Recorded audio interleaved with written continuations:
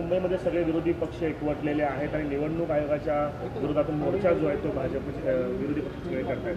काय नेमकी भूमिका आहे भाजपची आणि आपली काय भूमिका? नाही, भाजपची स्पष्ट भूमिका आहे की याद्यांमध्ये काही चुका असतील दुरुस्त झाल्याच पाहिजेत, त्यावर दुमत असायचं काय कारण नाही.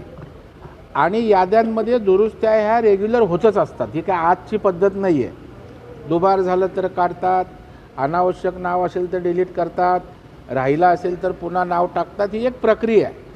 आता काही ठिकाणी मोठ्या प्रमाणावर दिसलं, मागणी केली, आम्ही त्या ठिकाणी चुकीच्या गोष्टीचे समर्थन करत नाही, परंतु त्याच्या मागे तुमची भावना मतदार याद्या ही नसून तुमची नौटंकी आहे.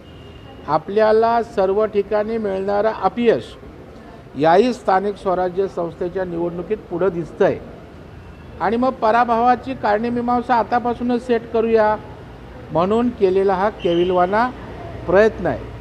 आपण बघा, लोकसभेला याच EVM होत्या, म्हणजे त्या ठिकाणी लोकसभेत जिंकलो की लोकशाही जिंकली, हरलो की EVMमुळे हरलो.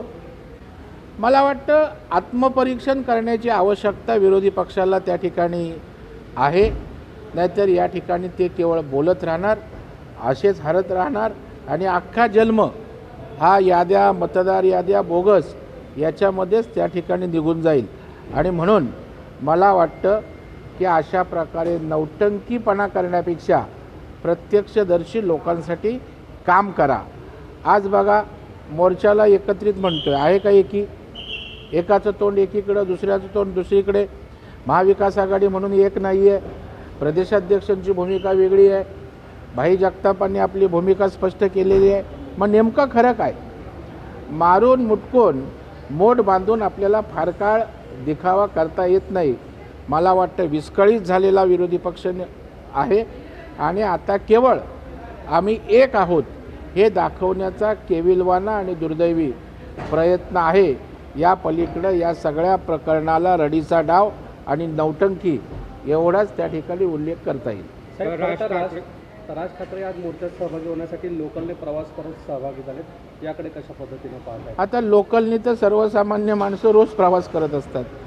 म्हणजे काय, एका वेगळ्या कुठल्या तरी वाहनातनं या वेगळं काही इनोव्हेटिव्ह केलं असं काही नाही आहे. उलट लोकलनी प्रवास केल्यावर लोकलच्या समस्या काय, चेंगराचेंगरी कशी असते, अडचणी काय आहेत त्या तरी समजतील.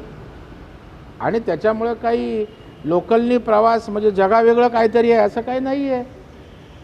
त्याच्यामुळे मला वाटतं त्यांनी लोकलनी जाणं हा काही मोठा विषय नाही आहे. नेहमीच नेते कार्यकर्ते लोकलनी जात असतात, सर्वसामान्य माणूस जात असतो. लोकलनी गेले, निदान लोकलच्या समस्या समजून घेऊन त्यावर काम करावं. कुठेतरी राज ठाकरे ह्या सर्व जे सत्याचा मोर्चा आहे त्याचं नेतृत्व करताना दिसतात. महाविकास आघाडीतले काही नेते अजूनही त्यात सहभागी होतील. सत्य हे परमनंट असायला पाहिजे. वेळोवेळी भूमिका बदलायच्या, असत्याची पाठराखण करायची आणि सत्याचा मोर्चा म्हणून पुढं जायचं, हे लोकांना त्या ठिकाणी समजतं.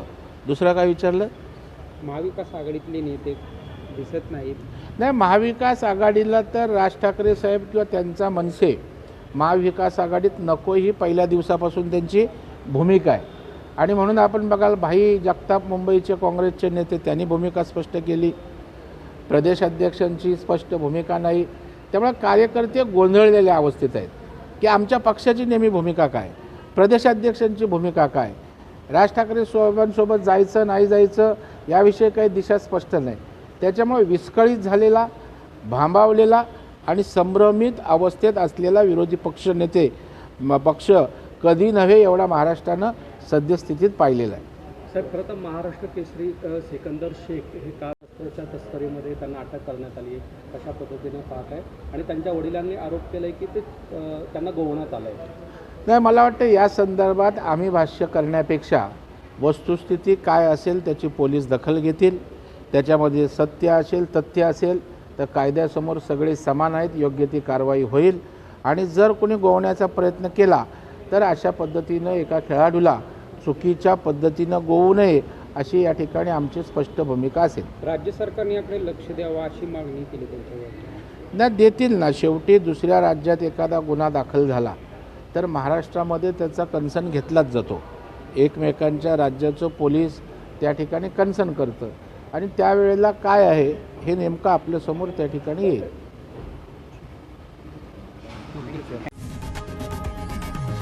लोकशाही मराठी ऐका, पहा, जागरूक रहा.